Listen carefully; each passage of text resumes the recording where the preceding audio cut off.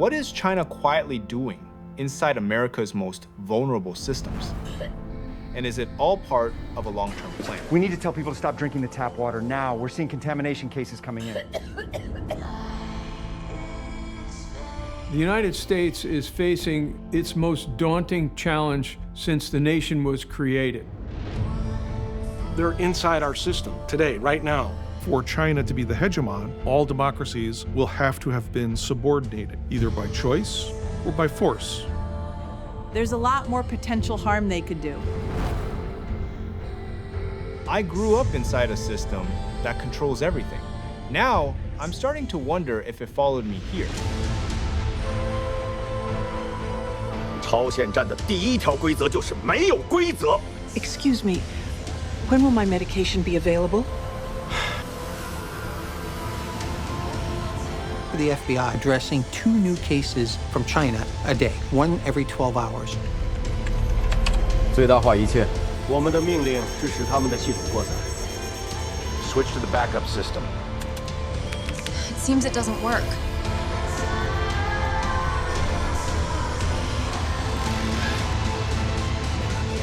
The neighbors just said the whole country has gone dark.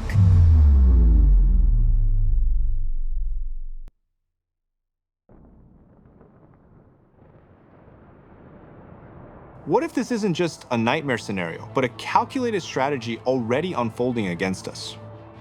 I grew up in China, but where the Chinese Communist Party, the CCP, controls everything. What we say, what we read, what we fear. A place where the system can make people vanish overnight. A journalist, a teacher, a friend who says the wrong thing. I left that behind for a land that promised freedom. Or at least, I thought it did. I'm David Zhang. I spent years investigating the Chinese Communist Party, not from Beijing, but from here in America. My audience has grown to over 1.5 million people who want to understand how China's system of control works. I never imagined that their system could reach our American domains. Recently, a China expert reached out. He told me China's infiltration already touches every single American and that without action, they could overthrow us from within. It seemed unbelievable. I decided to check out what the regular American thinks.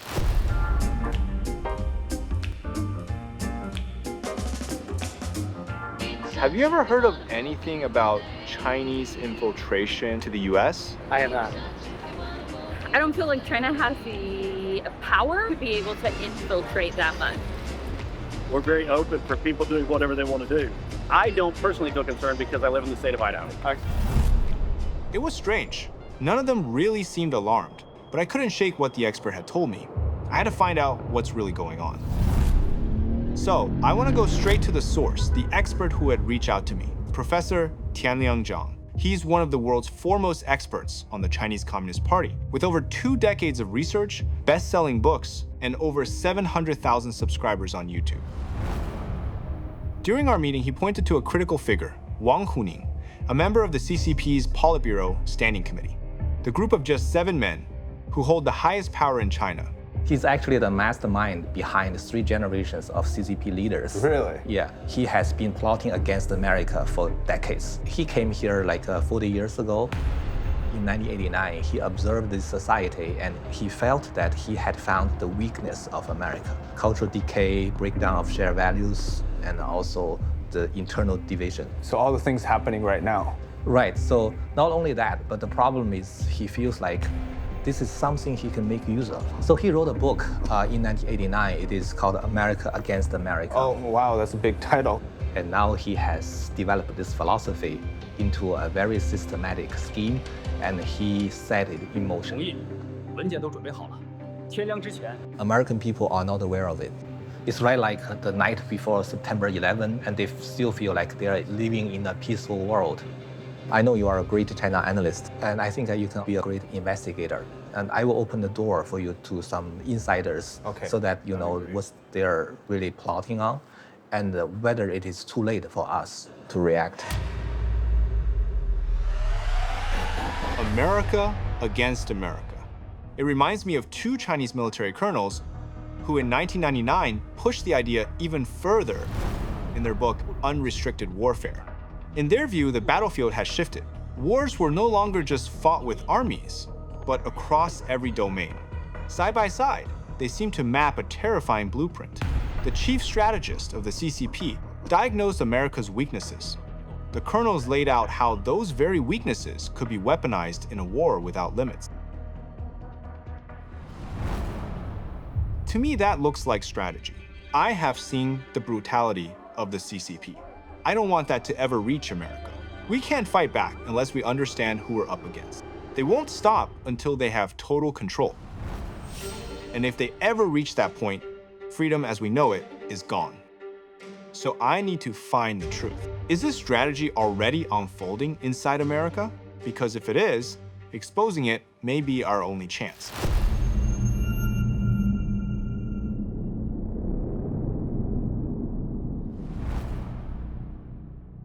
It didn't take long to find a very disturbing pattern.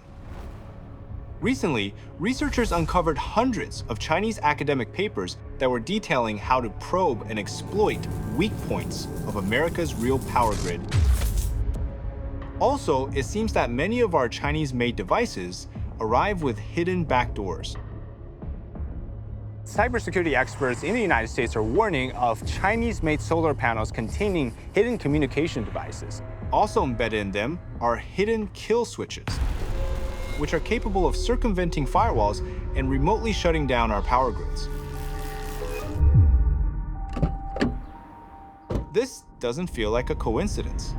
So I reached out to Bill Gertz, a veteran national security reporter who has been tracking the CCP's hidden hand for decades. The Chinese Communist Party is waging a new Cold War, and the US is only beginning to wake up to it.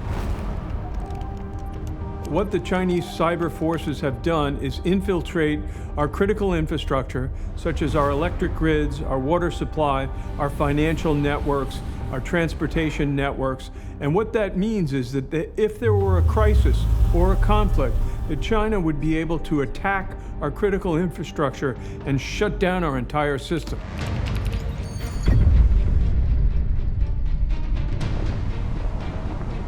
If they can plant backdoors in our grid, the question is, where else have they built access? I need to see how deep this pattern really runs.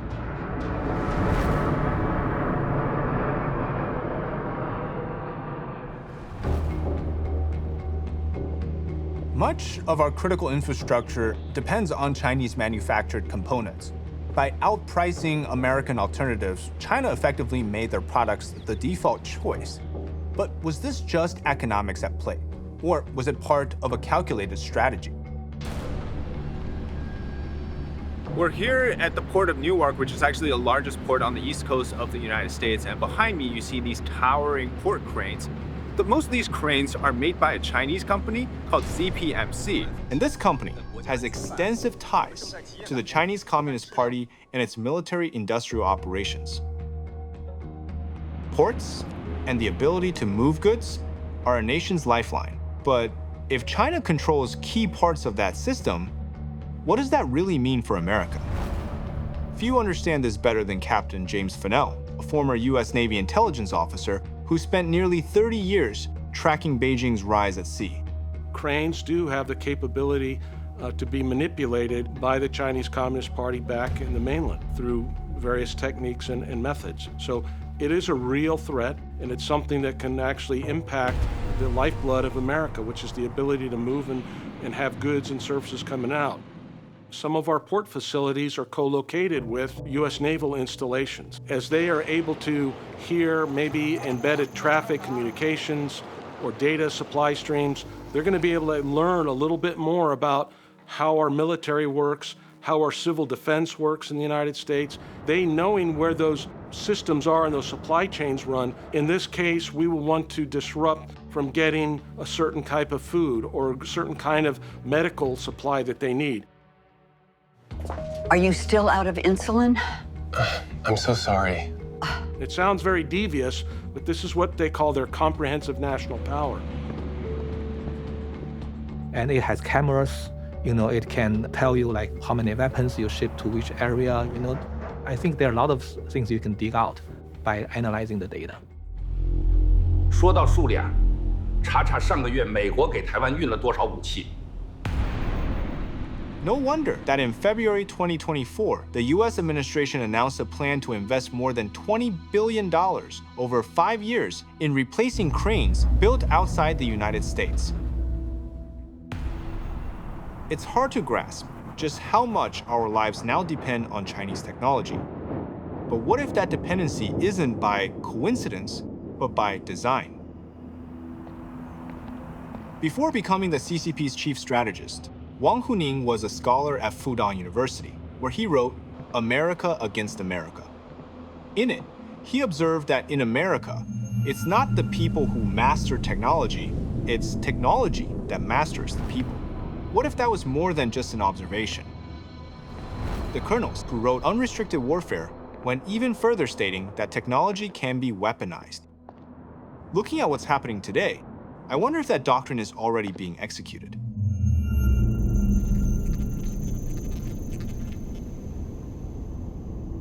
What began as ideology has become infrastructure. They're not only watching our power grids and ports, the networks that keep America running are the same ones that connect our personal devices. If China can see into those systems, what's truly at stake? So I've come to America's capital, Washington, D.C., to understand what is it that the CCP is setting their sights on in America's highest offices. I turned to Professor Nicholas F. de Miades, with over 3 decades in US intelligence at the CIA and DIA. I say this to the FBI. You're addressing 2 new cases from China a day, 1 every 12 hours. Many of them take months to resolve. We document China's cyber attacks in critical infrastructure. We document China's putting backdoors in apps so that they can get access into phones and into computers, documented like crazy. I mean, all this stuff is done. Some of my cases are made up of things like this. Next step, what happens from there? It's a losing strategy. For the last 20-something years, we've been fighting a war on terrorism. China has seen this and actually said that this was an era of strategic opportunity. We have ignored China from a counterintelligence perspective, from an economic security perspective, from a political security, right, influence perspective. We've basically ignored China. We're just now waking up. And the question is, on everyone's mind, is it too late? New details on a massive hack first discovered months ago targeting American cell phones. It's being called one of the biggest hacks in U.S. history, potentially affecting more than 1 million Americans. You see, US intelligence confirmed that this Salt Typhoon, which is a Chinese state-sponsored hacking group with close ties to the Ministry of Security, had breached multiple US telecom networks like AT&T and Verizon. What they had done was target high-profile individuals, gathering information on things like call logs, text messages, as well as audio data. They target elites across the political spectrum. The question is why? Is it to see their views on US policy or even their perspectives on the world order? Trump, Vance, and even Kamala Harris, their phones were tapped. But even metadata collection reveals some important information. Who you call, how long you talk, where you made the phone call. So all these things can reveal your social connections. And by observing how long a call lasts, they know who is more important to you. And they can approach this person, right? Madam Secretary, I apologize for the intrusion, but this cannot wait. We tend to think of hacking as something done from the outside, someone breaking in. But what if, in many cases, the door is actually already open? Beijing could use the app to spy on Americans. TikTok has 170 million American users. It feels like China's access to that much information has to be about leverage. And that raises a bigger question. What do they plan to do with it? Anna Masolia is an investigative reporter who has spent years investigating dark money and foreign influence in America. In particular, in recent years, American industries and companies and individuals have become increasingly reliant on Chinese technology without fully understanding all of the risks that could be involved. it could be used to identify individuals who are more vulnerable to that propaganda. We don't know how that data is being used. But the stakes are even higher if it is a government official or politician who might have access to sensitive information or could be targeted in a very specific way. At the individual level, data harvesting can result in identity theft, opening accounts, committing fraud, or impersonating you. But it doesn't stop there. In 2022, investigative reporter Emily Baker White revealed that TikTok's parent company had tracked her movements through the app while she was covering the company. So they were pulling my IP address for my TikTok account in order to try to figure out a vague approximation of my location. 它的消息来源是谁？ And both my device and the source's device pinged from the same IP address. They would know who was talking to me. They seem to have many ways of listening. Japan's prime minister covered that a Chinese state-backed group hijacked more than 16,000 TP-Link routers. These same routers also sit inside our American homes, our offices, our businesses. According to a report, 65% of American households and small businesses depend on routers from TP-Link. If these systems are compromised, how many of us are already being quietly monitored? And how hard would it be for them to reach into our computers and take our ideas, our inventions, our work?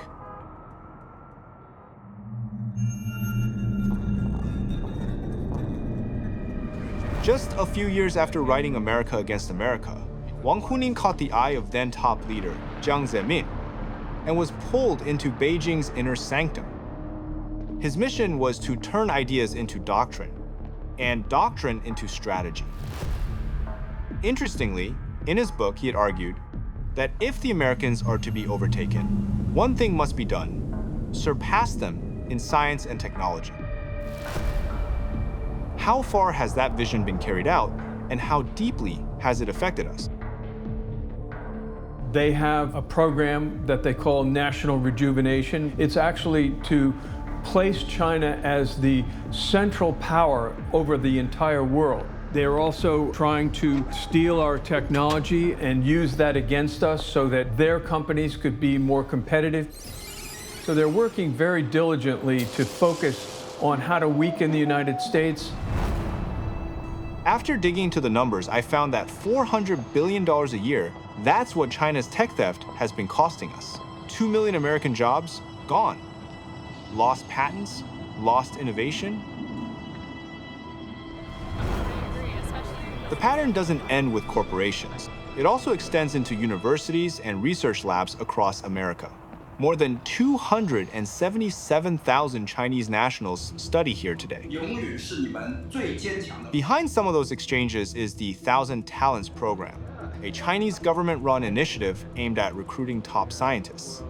Could this be the next front in China's campaign for global dominance? Take the case of Ruopeng Liu. He studied at Duke, worked on Pentagon-funded stealth research, and later became a billionaire in China. Duke accused him of secretly photographing the invisibility cloak equipment and reproducing it back home. The FBI opened an investigation, and it's still unresolved. It turns even worse when Americans themselves are compromised. Federal officials say Charles Lieber signed a contract with Wuhan University of Technology. He was indicted on charges of making false statements to federal authorities. Going through files and documents, it became clear to me the Lieber case was just one chapter in a much larger story. For years, China appears to have leveraged academic partnerships, research grants, and honorary programs to quietly recruit foreign talent and gain access to advanced US research.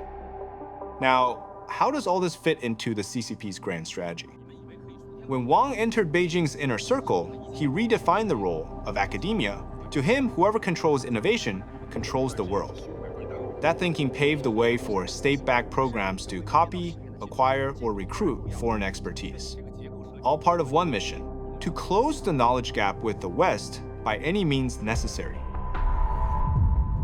Unrestricted warfare made that idea explicit.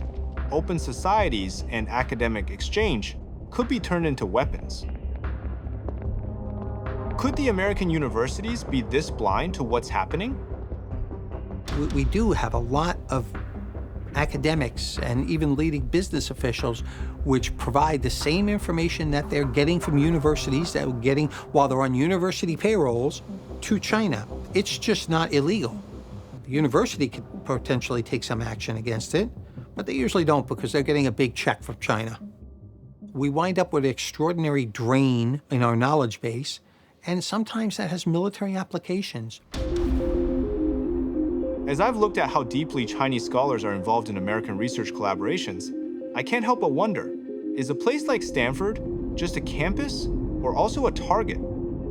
Beijing's China Scholarship Council funds thousands of students abroad, some reportedly bound by contracts to report their progress back home. The focus areas: AI, biotech, quantum science, technologies that will shape the next century. All right, we're here at Stanford University, and this is where a person posted by the name of Charles Chen approached many experts, females studying China. He was offering them free trips to China, asking them about details, which, by the way, they've never disclosed publicly before. You are conducting important research on China, right? Yes, how did you know? You know, it would be easy for you to become famous in China.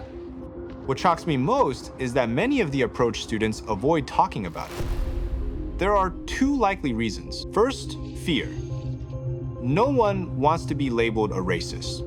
And second, money. More than $64 million in Chinese funding from secret donors. How can all of this be allowed to play out?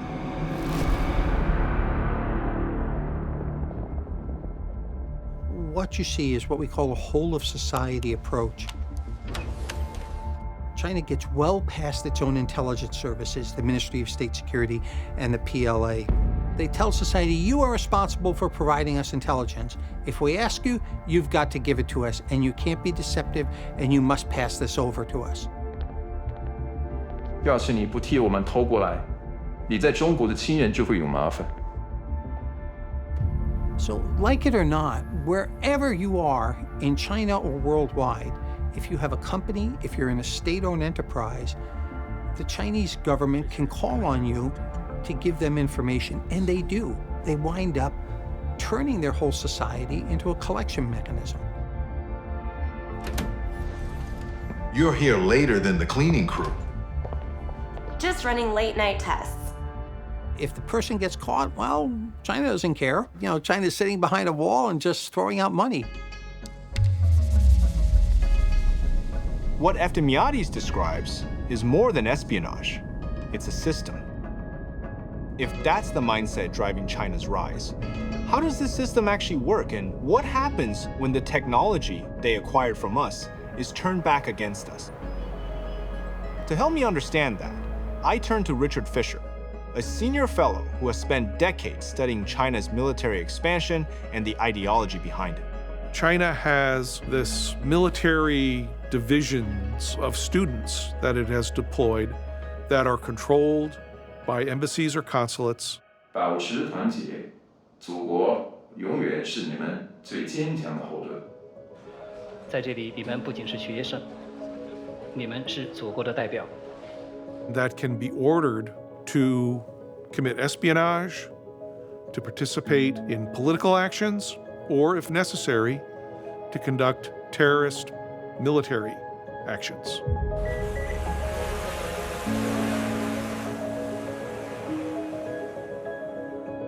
Reports expose Chinese-linked shell companies buying a trailer park right next to a major US nuclear bomber base. The connections were hidden until investigators uncovered CCP was behind. But that's not all. Mr. Fisher also warned about other types of military actions.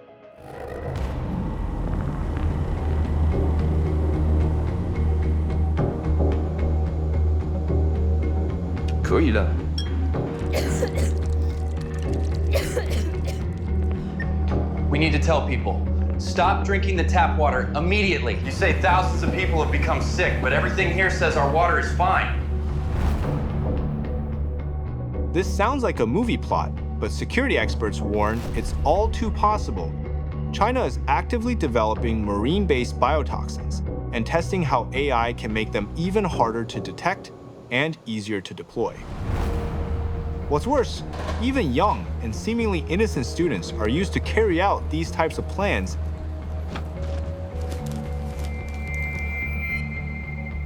Justice Department has charged 2 Chinese nationals with smuggling into the U.S. of fungus that officials say could be used as a biological weapon. The feds arrest a 3rd Chinese national for allegedly smuggling biological materials into the United States and making false statements about it.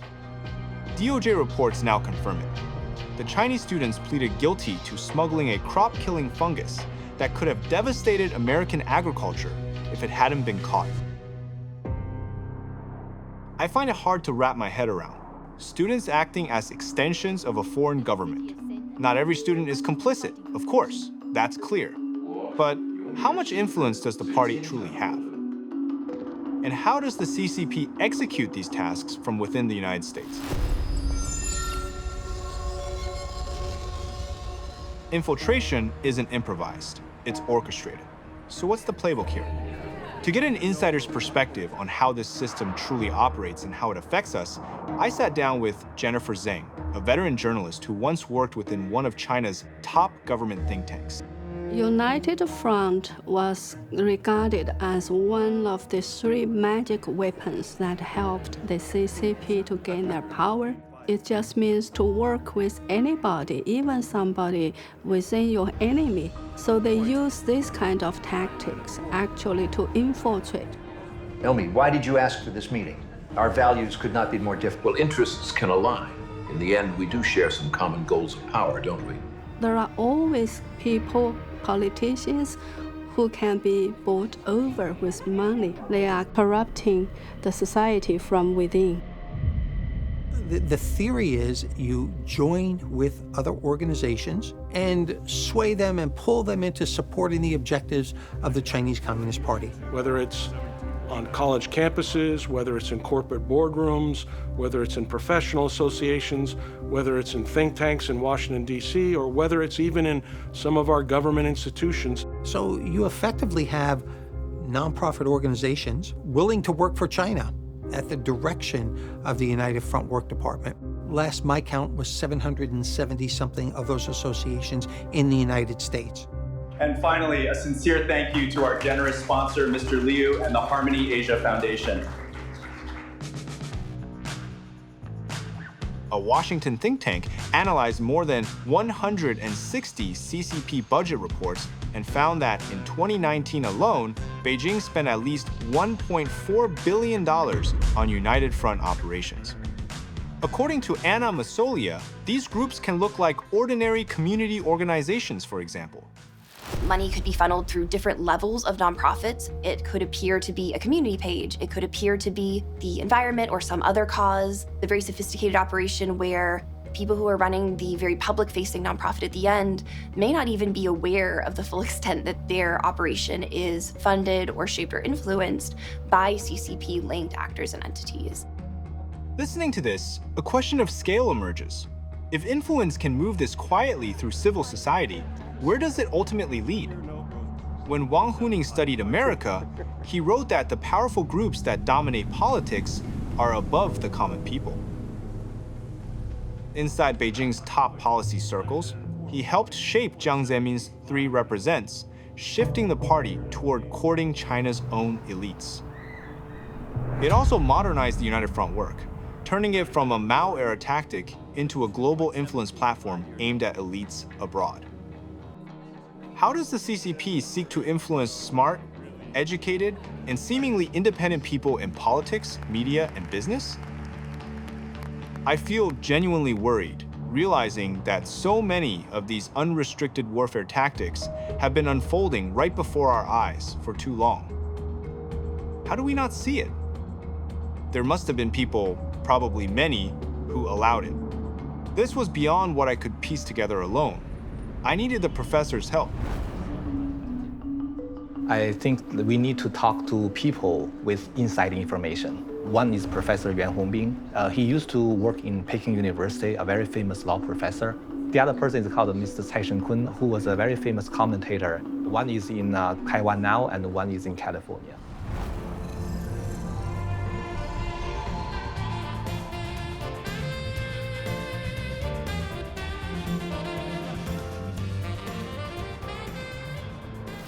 All right, I'm here in Taipei, Silicon Valley. I'm about to go speak with Professor Yuan Hongbing.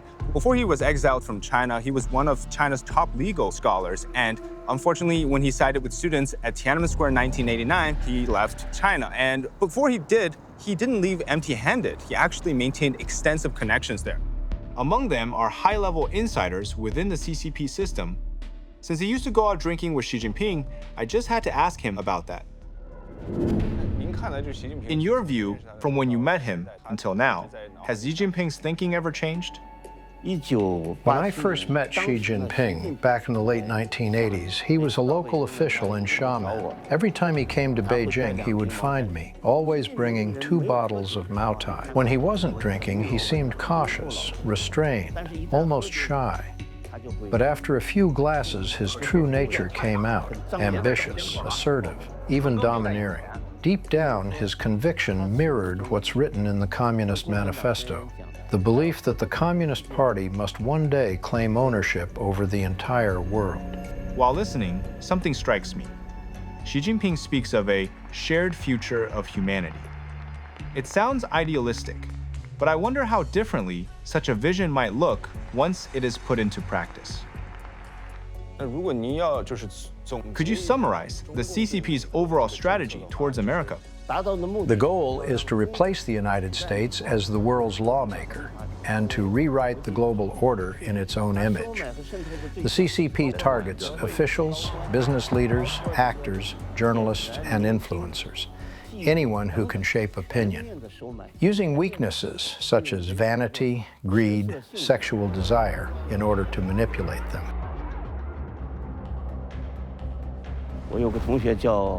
One of my former classmates, Meng Hongwei, served as Minister of Public Security in China. He used to train women on how to wage information warfare overseas, including how to manipulate and control foreign media. I tell you, I find your insights on this paper quite brilliant. One method they use is bribery, using money and sex to buy off media professionals. The targets are reporters, editors, and the entire media staff. They say you can tell a lot about a man by how he handles the quiet. Its penetration of the American media is naturally a top priority. Join us for the top stories and more. The top stories and more. Could you give us some examples on how the CCP uses media to control America? Before the CCP's 20th Congress in 2022, Xi Jinping convened a meeting of the party's Political and Legal Affairs Commission. The theme of this meeting was to discuss a new phase of the CCP's campaign against Falun Gong abroad. They concluded that direct propaganda against Falun Gong wasn't working. So Xi approved a new strategy, a comprehensive infiltration of American mainstream media. Why does the CCP single out and target Falun Gong in particular? In the struggle for freedom, rule of law, and human rights in the 21st century, one of the most touching chapters is the peaceful resistance of Falun Gong practitioners against the CCP's tyranny. To the CCP, this resistance is a deadly threat to its political rule. They fear the truth. That's why leader after leader within the CCP have mobilized the full power of the state to crush it. A central task is to target the founder of Falun Gong. Then, using mainstream media as their proxy voices, to attack Falun Gong under the guise of Western journalism. By 2024, their groundwork was largely complete, paving the way for legal and media warfare in America.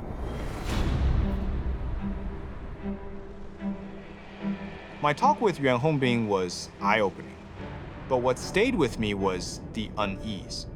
According to him, Xi Jinping is not moving toward reform, but back toward Maoist absolutism, with ambitions extending beyond China's borders.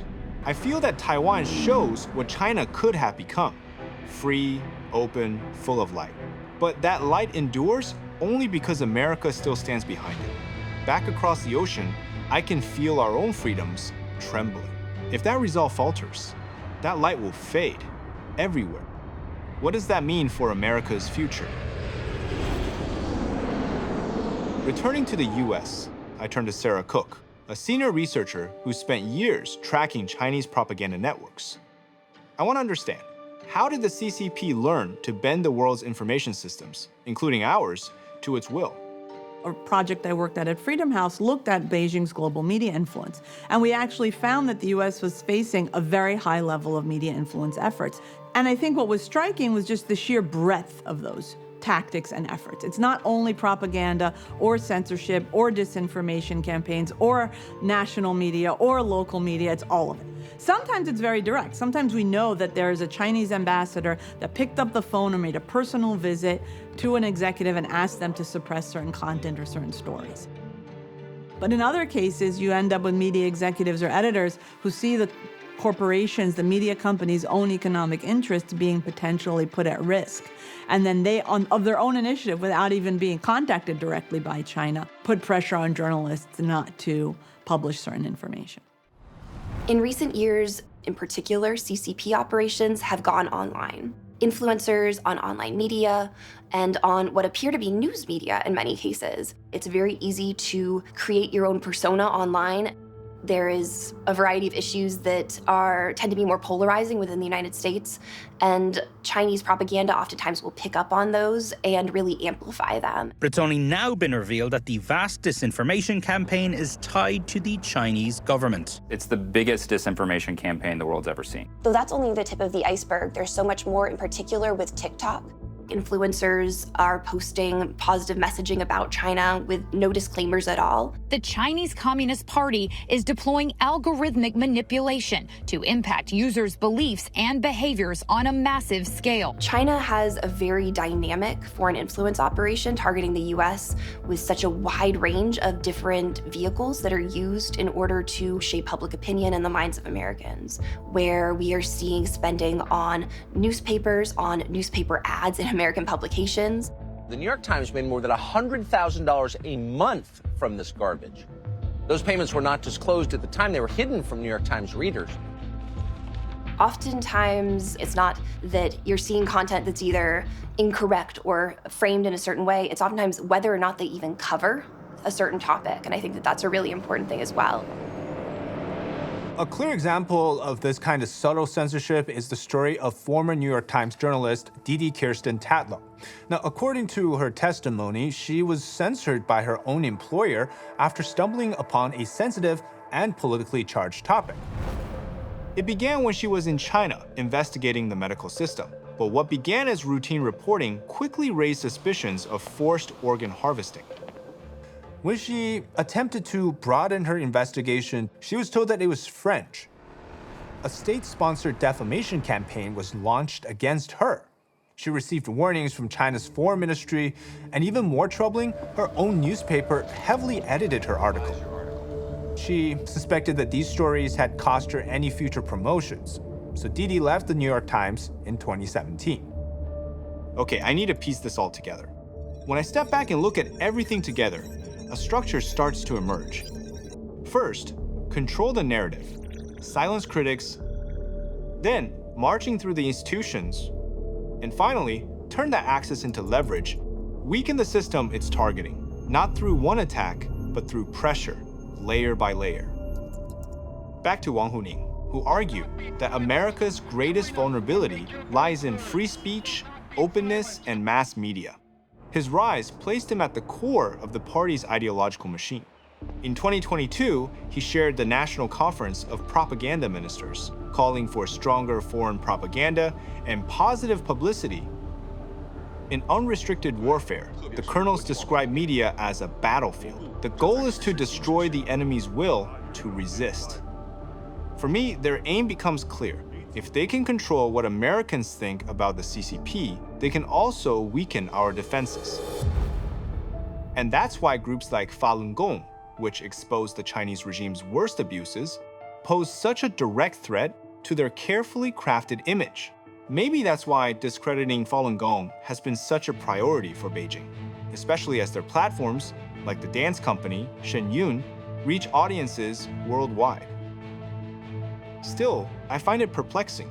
How could a government feel so threatened by a dance performance? So in China's eyes, in the leadership's eyes, that's a threat. For doing, performances, that's negative against communist control. But we have seen a very, very aggressive campaign from China, including threatened bombings to close down facilities, for events, things like that. A threat today against the company forced an evacuation of the building. Attacks on tour buses, like slashing bus tires, and other forms of harassment by CCP actors on American soil. So they want to take Shen Yun down because Shen Yun presented something that challenged the legitimacy of CCP.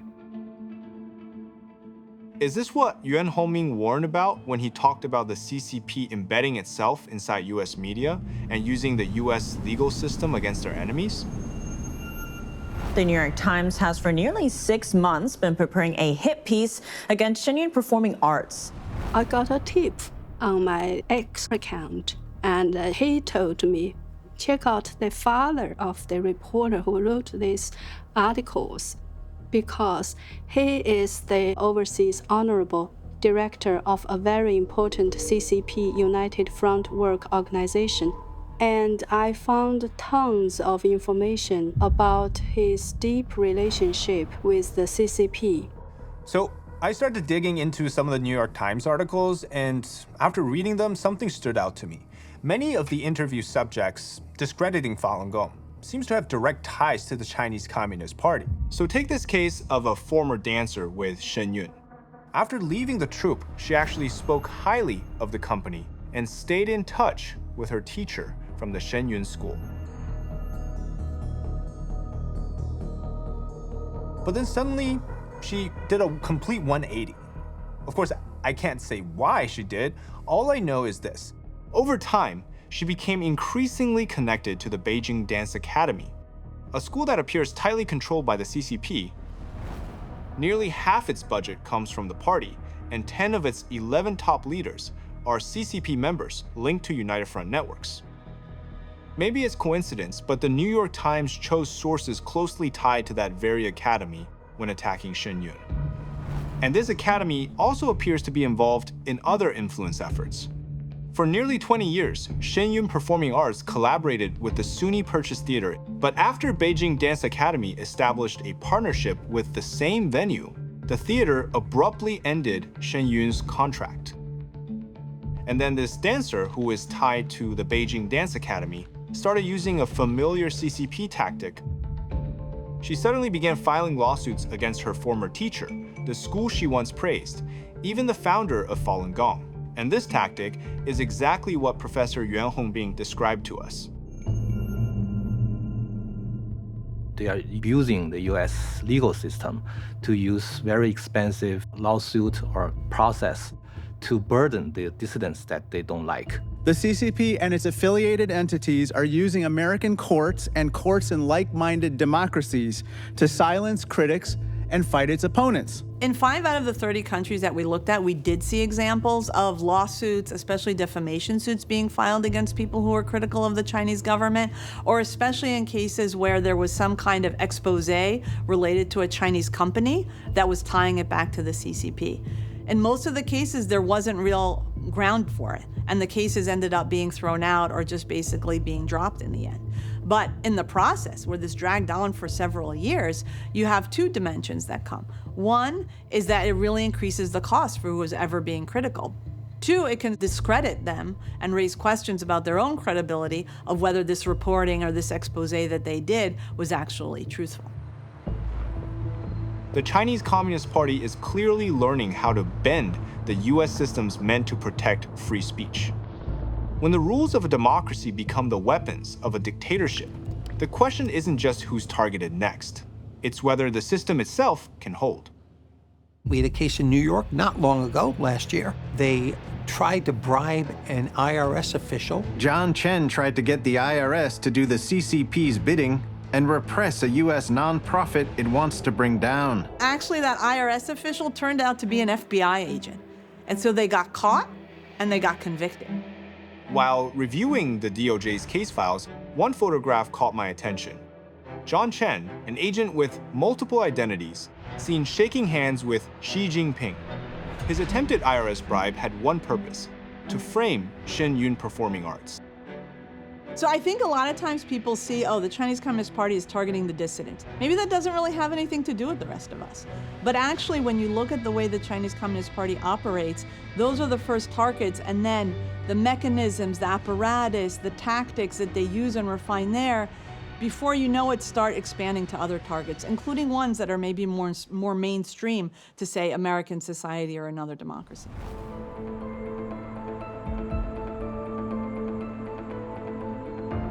We followed the pattern. Dissidents crushed, media narratives twisted, institutions turned inwards. This feels like the ultimate realization of America against America. When Americans themselves are turned against truth-tellers, that doctrine feels frighteningly alive. The colonels in Unrestricted Warfare actually laid out how psychological operations work. Their aim is not just to deceive the enemy, but to fracture it from within. This brings us to our next topic.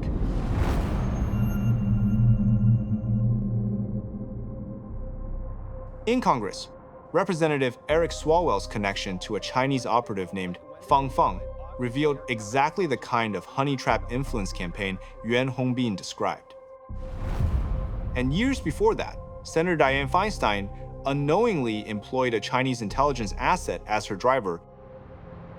For decades, the CCP has studied how power moves through American politics, where it's built and where it's bought. Jin Sanrong, a leading CCP alliance scholar, even said it out loud. We in the Chinese government hope that in the end, every U.S. congressman's district will have Chinese investment, and China will be able to control several thousand votes, and then we can influence his attitude. If China conducts good operations in the U.S., we may be able to buy it over and turn the U.S. into our second standing committee of the National People's Congress. During his speech, Mr. Jin referred to "we in the Chinese government." Was he revealing official strategy or simply speaking as a scholar? Professor Tian Liang pointed me to another insider, Cai Shenkung, in California.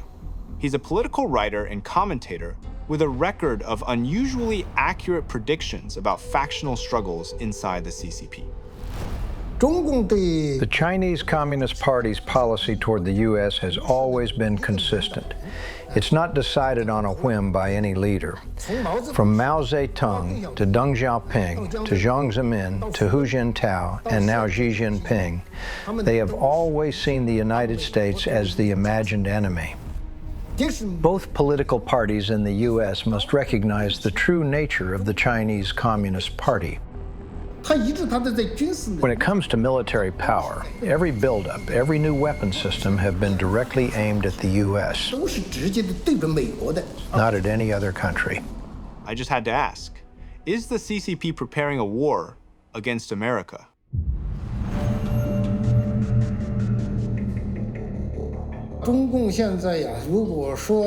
The CCP isn't yet ready to launch a so-called hot war.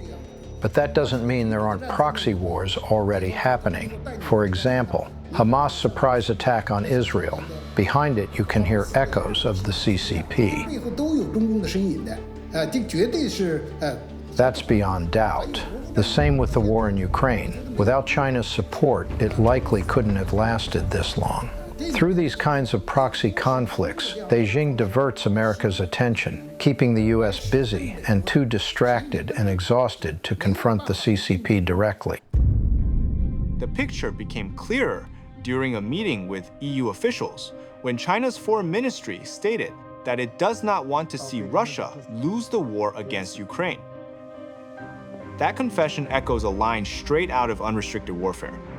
The colonels described it as killing with a borrowed knife, weakening an enemy through a third party. The Chinese Communist Party has basically already lined up with the enemies of Israel and is actually funding and supporting Iran, the main source of support for 3 proxy terrorist organizations that are at war with Israel. As we looked at the tactics of proxy wars abroad, I was reminded of another front, one right here beneath our feet. I'd heard about the controversies surrounding foreign farmland purchases before, but the deeper I dug, the more unmistakable it felt. This isn't random investment. This is strategy. As Unrestricted Warfare puts it, whoever controls the flow of resources controls the lifeline of nations. According to the USDA, China-linked companies now own almost 280,000 acres of U.S. farmland. The U.S. Air Force has already called it a significant threat to national security. This is Grand Forks Air Force Base in North Dakota, home of some of the nation's most sensitive technology. And this property sits just about 20 minutes down the road. The Department of Defense should probably have a veto power over whether or not we allow commerce from China to come into America, so that we don't have Chinese corporations being built right next to our military installations and stealing our secrets or preparing themselves to neutralize our military in the state of a conflict. Control, this is Sierra 2-6. I have 2 unauthorized inbound contacts at 040, requesting engagement protocols.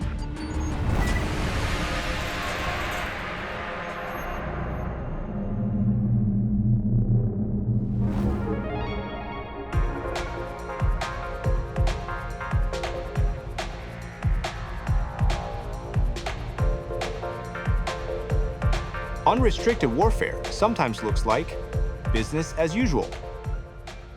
Wang Huning warned that America's prosperity rests on consumerism, a system vulnerable if its manufacturing base is hollowed out and jobs vanish overseas.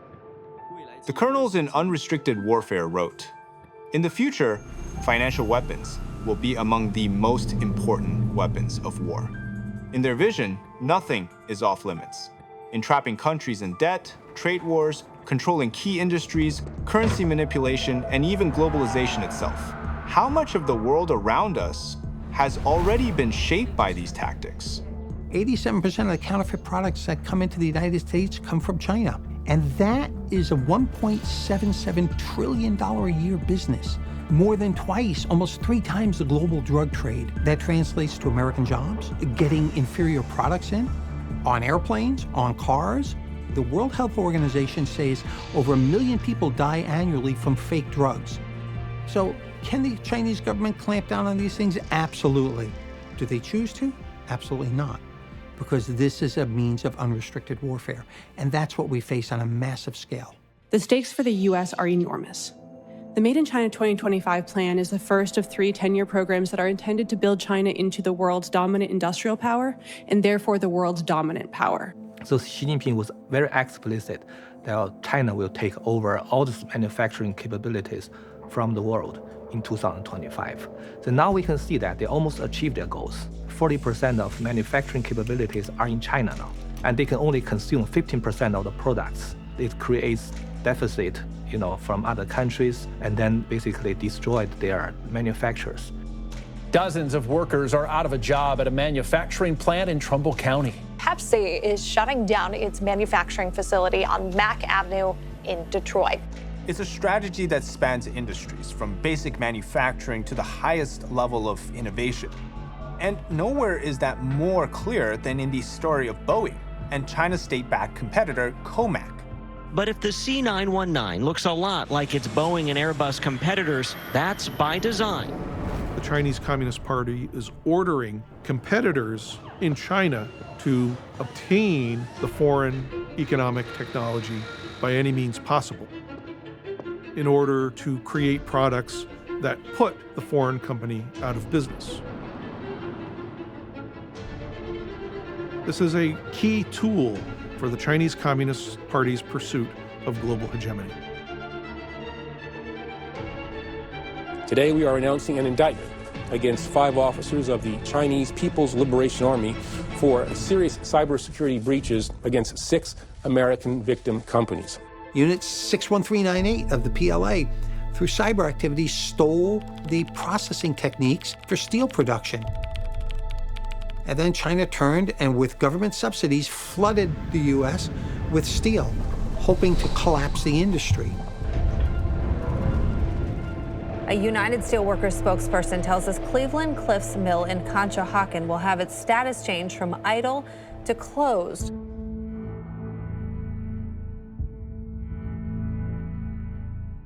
Jobs lost, industries hollowed out. That's just one of the many tactics used by the CCP to weaken America. We can now see the strategy stretching from Beijing's inner circle to state-backed corporations, all pushing America into dependence on the CCP. Over just 10 years, US reliance on Chinese electronics surged 600%.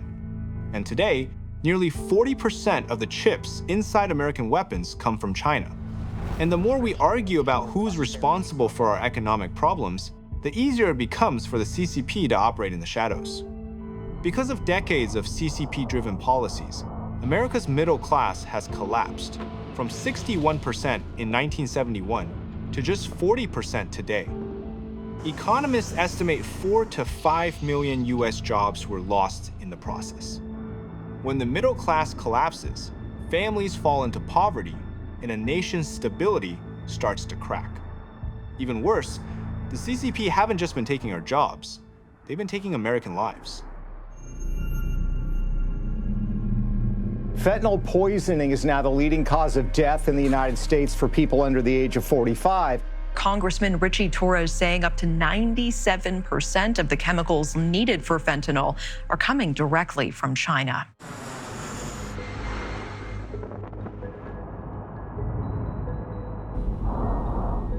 Okay, we've arrived in the sunny and beautiful Tampa Bay area of Florida. Here, unfortunately, in 2025, the DH says that they seized 177 million lethal dose of fentanyl. Every link in the chain, from the chemical plants in China to the border seizures in Mexico, seems to point to a system that has been operating with precision, not coincidence. I put that question to Steve Yates, a veteran national security official who spent decades decoding the CCP and tracking its fentanyl networks. I see fentanyl as a chemical weapons attack on America. The Ministry of Foreign Affairs says that fentanyl is an America problem, not a China problem, even though China very much knows that they are manufacturing and exporting the precursors. And there was a congressional report last year that said that the Chinese government was actually providing tax breaks to some of these companies. Each year, the number of Americans killed by fentanyl has been twice the death toll during the entire Vietnam War. It's hard to believe that a government capable of crushing dissent so efficiently hasn't been able to stop the flow of fentanyl precursors. Yet, instead of shutting these companies down, Beijing was even giving some of them tax breaks. To me, that says everything. These Chinese chemical firms have been making the ingredients and then shipping them to Mexico. It was a drug deal. Here they are sipping coffee in the lobby of a fancy hotel in Fiji in 2023, hoping to secure a huge sale. According to US government assessments, Chinese brokers and chemists have helped cartels convert those chemicals into fentanyl pressed into pills designed to look legitimate. And here's what's striking. The DEA reports that precursors can cost less than a cent per deadly dose. But once turned into pills, they have been sold for enormous profits in the US. Cartels are like a sovereign entity unto themselves, where they make a lot of money that then needs to be laundered. And in recent years, PRC entities took over a lot of the money laundering for the cartels. Previously, Beijing insisted that America's fentanyl crisis was purely America's problem. But it should be noted that China has now officially agreed to list key precursors and commit to a plan to stop their flow. It does make you wonder what changed and why these measures are suddenly possible now. This isn't the first time. Back in 2018, Xi Jinping agreed to ban these precursors from being shipped to the United States. And they did, but the chemicals simply started flowing to Mexico instead, and then into the US from there. So history reminds us that trust must be verified. In October of 2023, I got a call from the emergency room asking me to help identify my daughter. I was told that it was an overdose, and I was told quickly that it was fentanyl related. It was the fentanyl that cut off, that seized her lungs, cut off oxygen, and that was what dealt the fatal blow to her brain. I had been advocating for tougher measures against China on fentanyl for years, and it's their actions that directly contribute to the death of my daughter. That is a very, very bitter pill for me to swallow.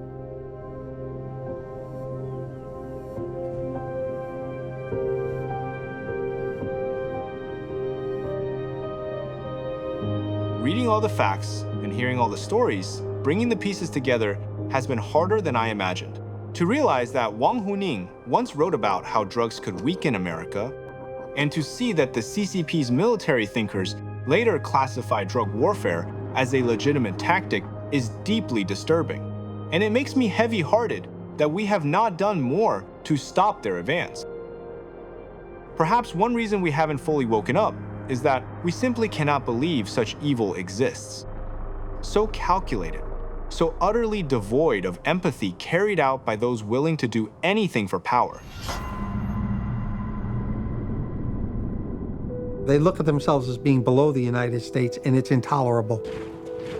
Including hypersonic missiles that could threaten U.S. ships. Why does China do what it does? They say it themselves. By 2049, they wish to be the preeminent power on the planet. The only problem with that is the means that they seek to do it, which are generally more like criminal acts. American is, of course, the leader of the free world. It's the beacon, That's why CCP always consider America its biggest enemy. A free society anywhere is a threat to CCP. This threat will not be diminished with traditional deterrence. It's a much deeper threat, and it has to be waged on the ideological level.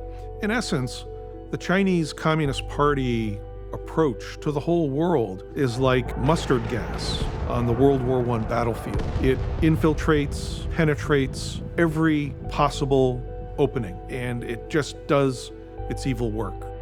After comparing the evidence with America against America and unrestricted warfare, one conclusion emerges. According to these sources, the CCP strategy is deliberate. When I step back and look at it all together, it feels like an attack coming from every direction. Politically, interference in elections and surveillance of our lawmakers. Economically, pushing dependence, dumping cheap products, and hollowing out our middle class. Militarily, infiltrating infrastructure, buying land near bases, embedding chips in our weapons. Socially, monitoring us, flooding the country with fentanyl, and shaping narratives through media and legal warfare. None of this appears random. Taken together, the pieces suggest a broader pattern. It reflects a sustained, coordinated campaign conducted across multiple fronts. A campaign that corrodes truth and undermines those who seek to expose it. Where persuasion fails, deception becomes the tool.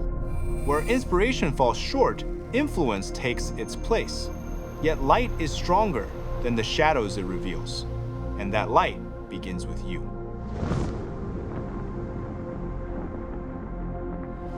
If I was going to give a message to the American public, it would be that this is not going away, and defense doesn't work. There's no incentive in place for China to stop any of this behavior. A strategy can't be just the FBI or the Defense Department, it's got to be everybody. Without our own whole of society approach, and that means state governments, local governments, critical infrastructure, without those people understanding and responding to this, we're going to have a different type of country in the next 10 or 15 years, a type of country you probably won't want to raise your kids in. Vetting organizations and companies that you rely on for investments is very important. If you are looking at a video on TikTok or YouTube, making sure that you understand that even if there is not a disclaimer, there could be an agenda behind it. I think that by any measure, that if someone is recognized as an adversary, their status as living in this country and sharing the benefits of freedom and democracy in this country, at the same time being connected to a hostile foreign power, in this case the Chinese Communist Party, that you could make an argument that they should be removed from the country. So the real question is, what are we going to do about it? Because this isn't someone else's problem anymore. This is here. This is now. And whether you're a parent, a policymaker, a teacher, or a CEO, what happens next depends on you. Every one of us have the power to act. For example, we can delete Chinese apps, replace Chinese-made tech, routers, phones, computers, EVs. Pay attention to politicians or media figures who praise the CCP. Report suspicious foreign influence to the FBI. Protect our supply chains. Defend American intellectual property. Block CCP-linked lawfare and intimidation. Teach the reality of communism early, clearly, and honestly. And rebuild our own industrial strength. This is how a free society defends itself. Well, first and foremost, the average American can pay attention to their elected leaders. Are they aware of the overall threat posed by the Chinese Communist Party? Are they talking about it? The threat that we face from the Communist Party of China today is one like no other, and we need to wake up to that and push back in ways that save America, but really save the world, and perhaps ultimately the people of China.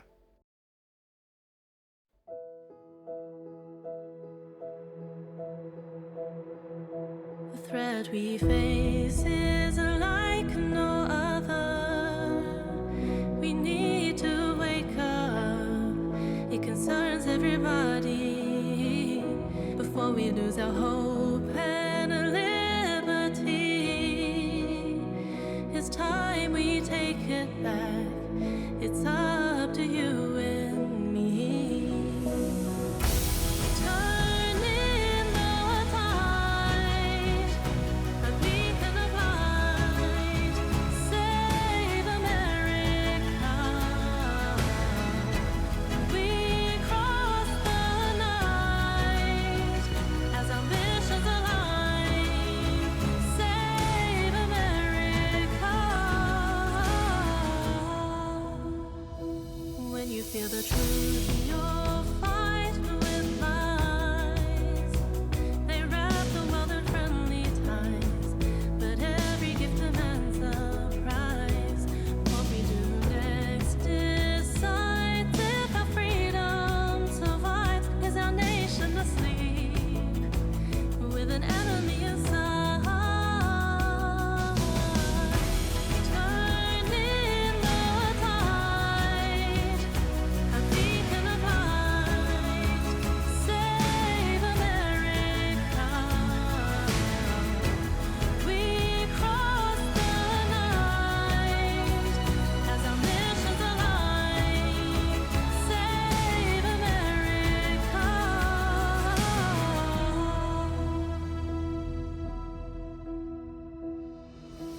I grew up in China, where the state controls